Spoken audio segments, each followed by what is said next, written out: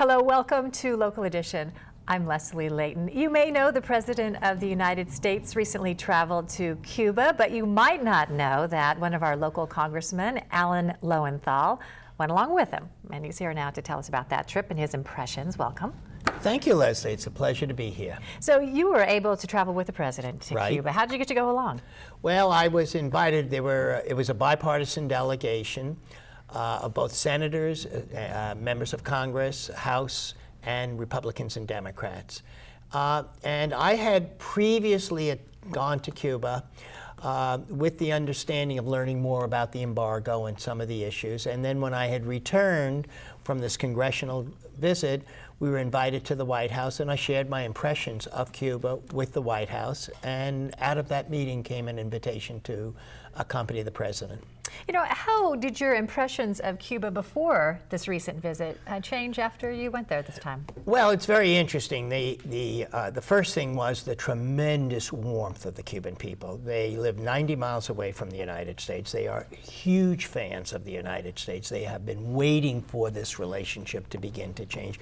Regardless of some of the problems of where their government is, the people of Cuba overwhelmingly want this to happen. They want to have a more open economy. They want to, enough is enough. After 60 years of not having any relationship to their closest partner, their closest country, they're ready to start that again. Now we'll see how the government deals with a lot of these changes. During your visit, human rights activists were arrested. Yeah, well, the Cubans, like some of the other countries that we do business with, Vietnam, China, Russia, have terrible records with human rights, and I think that is the challenge. The President kept raising that issue, that if they really want to do the benefits of having an open market economy and trading with the United States, they have to do better in terms of human rights, because they say, well, we don't arrest political dissidents, but yet the data is just the opposite. They're not good at allowing for dissent in the country. You mentioned the economy, yes. The promise of socialism. I mean, people earning $20 a week, but everything's for free. Everything else is for free, but the shelves are empty. That's right.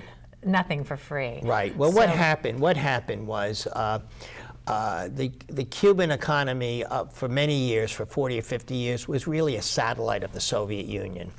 And they were subsidized by the Soviet Union. The socialist economy was kept intact by the relationship with Russia. Once the Soviet Union collapsed, the Cuban economy lost 40% of their economic base and resources coming in. And so they've been hurting and now they've reached a point where there's malnutrition and little food in the country. Mm-hmm.